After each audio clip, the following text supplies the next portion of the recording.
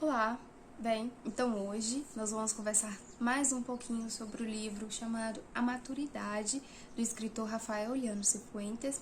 Bem, Rafael Llanos Cifuentes nasceu no México e ele viveu aqui por um grande período no Brasil, fez vários trabalhos pastorais, inclusive ele tem uma vasta biografia, uma vasta experiência com trabalho com pessoas e também com o ministério pastoral.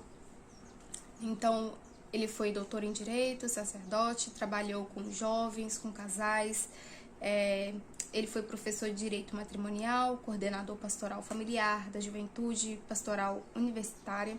Ele escreveu e publicou obras sobre matrimônio e família. Ele foi eleito membro da Academia Brasileira de Filosofia, ocupando a 16ª cadeira, e publicou obras para o desenvolvimento de pessoas, que inclusive esse é um livro deste aspecto aí. Mas enfim, esse vídeo, na verdade, ele é continuação de um vídeo que eu já fiz, que inclusive já foi postado. Eu vou deixar o link aqui embaixo para depois que você assistir esse, você assistir o outro. Enfim, esse é um livro muito interessante que eu conversei com vocês sobre o tópico de o critério da pessoa ser madura não é a idade, mas o critério é o homem com suas experiências, um ponto que marca a maturidade do homem. E também elenquei aqui os três pontos que causam imaturidade, que podem causar imaturidade no homem, naquele vídeo. Mas enfim, nesse daqui eu vou falar para você sobre o perfil da maturidade. Aqui nesse capítulo, Rafael ele vai falar sobre a transição da pessoa da infância para a juventude e também de pontos que caracterizam a pessoa madura e uma pessoa imatura. Ele já vai começar sobre uma espécie de comodismo primário. O que é esse comodismo primário que Rafael está falando? É uma pessoa, uma criança, aquele ser que não quer sair do ninho. Então ali os pais geram os filhos, mais especificamente a mãe, e depois dá à luz. Então recebe todo aquele cuidado. Então desde ali deve-se preparar a criança para ela crescer, se fortificar. Então os pais vão dar alimentos sólidos para aquela criança na medida que ela vai crescendo, saudáveis. E deve-se também cultivar na criança de que a mente dela vai ser formada, de que ela vai se fortalecer cada vez mais. Sobre esse comodismo primário, que ele disse, entre parênteses, que é não querer sair do ninho, é de autoritarismo ditatorial. Ele vai dizer o seguinte: a criança quer tudo e quer já.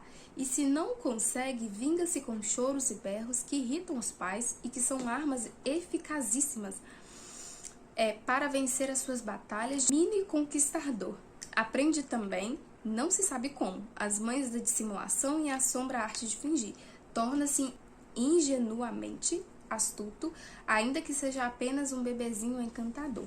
Então, desde aqui, desse livro sobre a maturidade, Rafael ele vai dizer, desde lá da terra infância, de como que as pessoas estão sendo cada vez mais imaturas. Então as pessoas estão perdendo o senso de suas maturidades, de querer ser uma pessoa mais saudável. E nessa fase de vida, a maturidade do ser humano, na infância, ela deve ser cultivada, deve ser ensinada pelos pais. Então os pais sensatos ajudam essas crianças a serem mais sensatas e serem também mais ponderadas. E aqui mais pra frente ele vai dizer: essa esfera infantil vai se abrindo devagar para um mundo mais amplo. Contudo, existem jovens que, por razões múltiplas e complexas, não conseguem superar esse universo fechado e ficam marcados, talvez para sempre, com as sequelas de um egoísmo e comodismo inveterados. Se não intervém com uma pedagogia adequada, vão se fazendo mais acentuadas algumas das inclinações que já se esboçavam na criança. O desejo de ser o centro das atenções, as invejas e ciúmes, o afã de dominar, de valorizar-se. E quando a pessoa chega à adolescência, essas tendências não dominadas inclinam-se imperiosamente para a autoafirmação individualista e a desconfiança perante a opinião dos mais velhos, unida à rebeldia que pretende impor o seu ponto de vista. Então, tá ali, a pessoa desde a infância ela não foi corrigida, passou pela a adolescência também não foi corrigida, né? Não foi ali, muitas de suas atitudes não foram paradas, né? Não foram cobradas para que não se fizessem mais. Essa pessoa, que inclusive no próprio livro, Rafael Leandro Cifuentes, ele vai dizer o seguinte, que essa pessoa vai crescer, vai se tornar um adulto, não vai ser uma pessoa regrada, vai ser uma pessoa desordenada, e ele vai chamar essas pessoas de infantoloide, que é aquelas pessoas que se estacionam em uma época de sua vida. As pessoas estão lá com 40 anos de idade, mas que utilizam métodos de resolução de problemas como se elas estivessem com 10, 20, 30 anos. E isso não vai funcionar, porque naquele estado da vida da pessoa, ela precisa de novas armas para combater para tentar vencer ali, guerrear as suas guerras. Seja pessoais, seja também em questões sociais. Então as pessoas elas devem aprender essa questão também de que existem muitos dilemas, muitos problemas na sociedade e que se vence com maturidade, com sensatez, com sabedoria, com ponderação. E essas crianças que depois vão crescer, crianças e adolescentes que depois vão crescer e vão se tornar pessoas adultas, quando não são corrigidas lá na terra infância, naqueles determinados momentos, então elas crescem, serão crianças, serão adultos com atitudes de crianças e que não saberão resolver os seus próprios problemas, então sempre vai ter que ter uma outra pessoa para poder resolver os seus problemas. Então elas mesmas não conseguirão resolver de forma pacífica, de forma honesta, determinados problemas. Então essa criança que não foi tratada lá na infância, quando ela chega na idade adulta, ela vai querer desvalorizar o trabalho do outro, né? A fisionomia do outro. Então hoje, por exemplo, na adolescência existe muito bullying. Então por que outros fazem bullying com os outros, né? Talvez seja por conta de uma fraqueza lá na infância que precisava de ser daquela imaturidade infantil ser retirada daquela criança. Enfim, são coisas que caracterizam a infância e a adolescência que precisam ser retiradas para que a nova fase, a juventude, a idade adulta, seja apresentada de uma forma para aquele ser humano, de uma forma muito plena, para que ela esteja ali plena para poder receber a nova etapa de sua vida. Então aqui ele vai dizer o seguinte, que falta objetividade. Os sentimentos do adolescente e, em certa medida, do jovem carecem de toda relação com aquilo que o circunda. É preciso sublinhar neste panorama um aspecto importante. Falta experiência e sobra vitalidade. A energia vital, a força dos sonhos e ideias não traz consigo um conhecimento experimental suficiente para discernir se existe realmente capacidade para a realização desses sonhos e ideias. Falta o aprendizado que permite a concatenação eficiente entre causas e efeitos. Então, muitas vezes, né, o que eu acho lindo é que as pessoas mais novas, né, as crianças, têm cada sonho, né, nós fomos crianças, então a gente teve cada sonho. Inclusive eu sonhava em ser médica, em ser dançarina, em ser cantora, em ser tudo ao mesmo tempo. E hoje, com uma única profissão, eu vejo que muitas vezes, se eu tivesse aquele tanto de profissão, não daria conta. Então, as crianças, elas têm sonhos tão puros. E isso deve ser cultivado. E deve ser incentivada a ela a procurar cada vez mais, né? Sendo bom, sendo de caráter, sendo honesto, né? De percorrer, de buscar nos seus sonhos. Então, ela mesma vai cair em si, assim como a gente caiu em si mesmo, que a gente não dá conta de tudo, que a gente não vai poder ter todas as profissões que a gente gostaria de exercer. Mas, enfim, mais pra frente ele vai dizer: os impulsos da vitalidade juvenil fazem ver como plausíveis empreendimentos que exigiriam um caráter formado, uma tenacidade, uma experiência ainda não assimiladas. Ao mesmo tempo, o rapaz ou a moça não tem a humildade suficiente para pedir ajuda e conselho, para apoiar-se na experiência dos mais velhos. Essa falta de humildade é uma nota característica da falta de maturidade. A pessoa carece do saber necessário para realizar os seus projetos e, ao mesmo tempo, esbanja a autossuficiência. Ainda não conseguiu o equilíbrio necessário para discernir até que ponto pode ousar, atrever-se a agir sozinho e em que medida deve pedir conselho e aproveitar as iniciativas e ajudas alheias. Então, inclusive, esse é um ponto muito interessante a ser trabalhado, a ser mesmo conversado com jovens, adolescentes e etc. Porque muitas vezes tem-se muitos sonhos, que tem muitos projetos, mas às vezes, igual o autor disse, não tem aquela maturidade, aquela força ainda, aquela estabilidade de ser realizada. Então é preciso cautela e também acompanhamento de uma pessoa mais madura e que sabe, que é perita naquela área. Então ele vai dizer, falta ao jovem o sentido da medida, da gradação, da ponderação, do justo meio entre dois extremos, características tão próprias de uma pessoa madura. E o que marca também muito a escrita de Rafael é o seguinte, que ele expõe de uma forma tão clara que faz ver, tanto em outras pessoas como também em si mesmo, a questão de que muitas coisas que talvez você ouvia, que você cantava, que você lia, que você assistia, que hoje já não faz mais o seu tipo, que hoje você não gosta mais e que hoje você não consumiria por nada. Então, isso também se caracteriza pela mudança de estados do seu ser, que é a maturidade. Então, tem coisas que você olha para trás, nossa, eu chorei por causa disso, eu pensei isso, ou eu pensei em falar aquilo, ou escrever aquilo.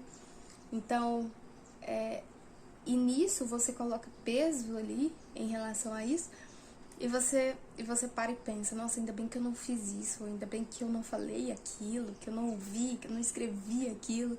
Enfim, isso é a maturidade que causa em nós, né, esse efeito de ufa, ainda bem que eu não fiz isso, graças a Deus. E aqui, nesse capítulo, para ajudar o leitor, o autor ele vai dizer o seguinte, ele vai traçar os perfis da maturidade e os perfis da imaturidade. E lendo esses dois perfis, né, que ele vai pontuar muito bem, eu achei extremamente eficaz da parte dele, que aí quem for ler, né, vai ter uma noção maior de qual caminho está tomando. E aí ele vai falar o seguinte, olha, o perfil da maturidade e o da maturidade. Retomemos rapidamente algumas pinceladas significativas da situação vital da adolescência e da juventude que acabamos de delinear, a fim de esboçar com clareza o perfil fundamental da imaturidade. Então, esses pontos que eu vou dizer aqui vai ser o perfil da imaturidade. A autoafirmação individualista, como talvez seria eu me basto, me amo demais, ou sou mais eu, coisas do tipo assim. Então, a autoafirmação individualista, o contraste entre a exuberância vital e a minguada experiência, a preponderância dos impulsos sobre as ideias e as convicções, a instabilidade emocional, a falta de avaliação objetiva da realidade, a desproporção entre o muito que se deseja e o pouco que se é capaz de realizar, a ausência de equilíbrio para discernir quando deve usar e agir sozinho e quando valer-se de experiência dos outros, a carência de ponderação para encontrar o justo meio entre os dois extremos, a incapacidade de definir valores e de comprometer-se com eles, a falta de paciência e a afobação, a carência de solidariedade e de sentido de responsabilidade. Então ele vai dizer, neste diagnóstico aparecem nitidamente os principais traços da personalidade imatura. Numa pessoa normal, essas características são ultrapassadas, deixando atrás de si uma bagagem enriquecedora, e delas aflora o perfil de alguém que se pode verdadeiramente dizer um homem ou uma mulher maduros. E ao contrário disso, né, sobre esses pontos, ele vai traçar também o perfil de pessoas que são consideradas maduras aos olhos dele. Então, nestes consolidou-se o que costuma dominar-se caráter e que possui como traços definitórios.